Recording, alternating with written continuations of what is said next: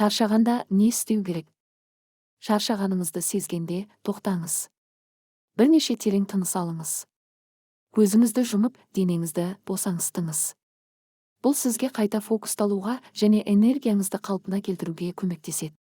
Кішкене үзіліс үлкен өзгеріс әкеледі. Шаршау көбінесе қозғалыстың жетіспеуінен болады. Жеңіл жаттығулар жасаңыз. Серуендеп қайтыңыз немесе билеңіз.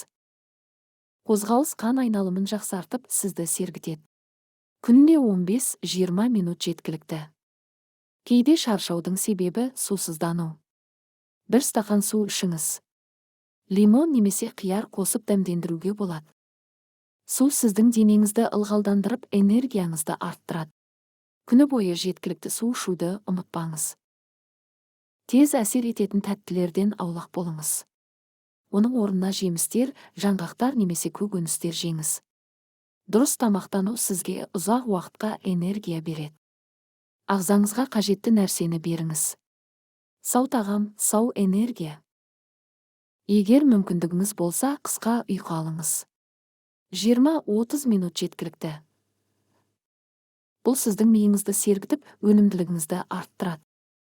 Ұйқы сіздің ең жақсы досыңыз. Өзіңізге қамқорлық жасаңыз.